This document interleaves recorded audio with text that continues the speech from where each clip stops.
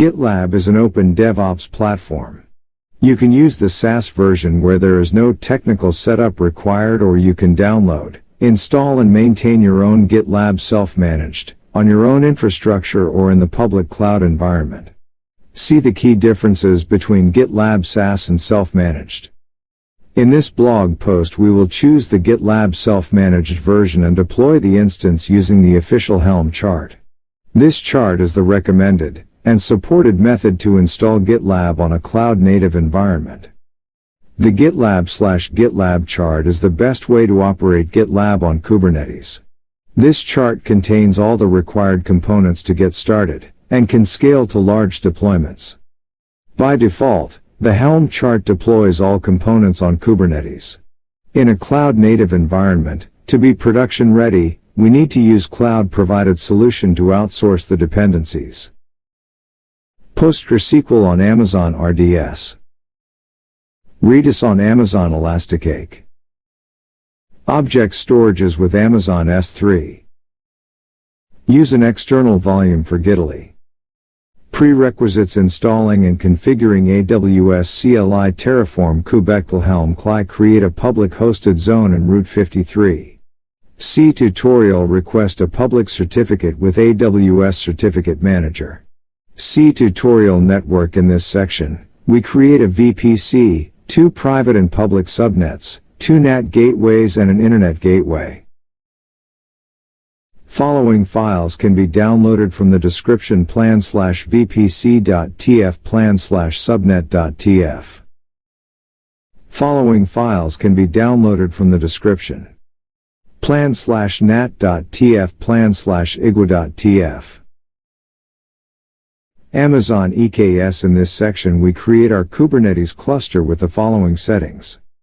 Restrict access to a specific IP, it could be your office range IPs, and to the NAT gateway's IPs, to use GitLab runners, enable all logs, enable IAM roles for service account security groups for the cluster. Following files can be downloaded from the description: plan/xcluster.tf. Here we create 2 node groups, 1 private and 1 public.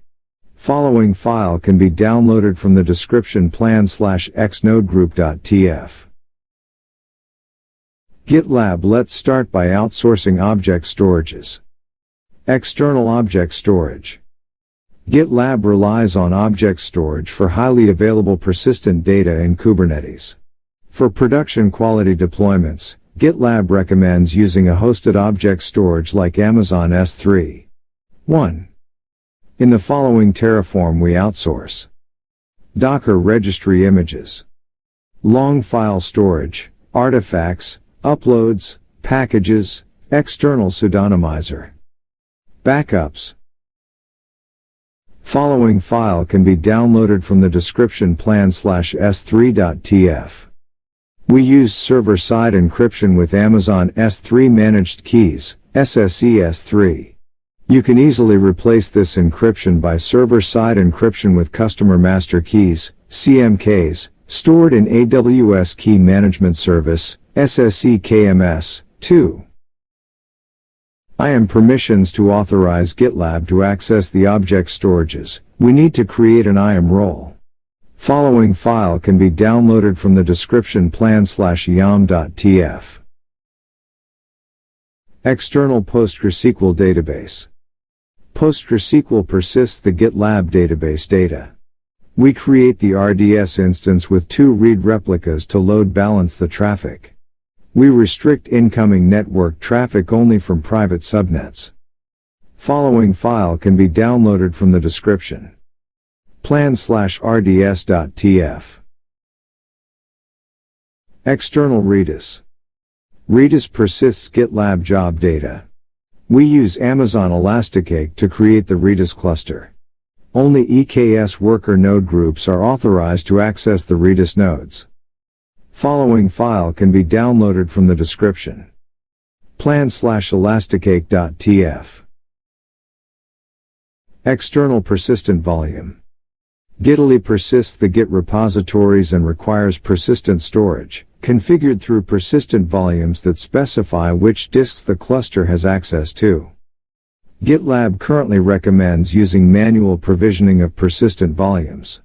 Amazon EKS clusters default to spanning multiple zones. Following file can be downloaded from the description. plan/ebs.tf. Also here, you can encrypt the EBS resource with Amazon KMS. 4. We have completed creating the necessary AWS resources for GitLab. We are now starting to create the Kubernetes resources. Kubernetes resources. In this section we create GitLab namespace, AWS access service account needed to access the S3 object storages, GitLab Postgres secret to store the DB password, S3 storage credentials and S3 registry storage credentials secrets to access the S3 object storages, shell secret for GitLab shell, the storage class, persistent volume and the persistent volume claim used by Gitlab. plan/k8s.tf.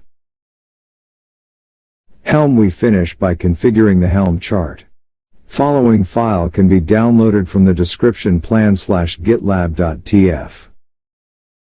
Deployment. We've finished creating our Terraform files. Let's get ready for deployment. Following files can be downloaded from the description. plan/main.tf, plan/output.tf. Following files can be downloaded from the description. plan/variables.tf, plan/backend.tf, plan/versions.tf, plan/provider.tf, plan/terraform.vars. Initialize AWS DevOps infrastructure. The states will be saved in AWS.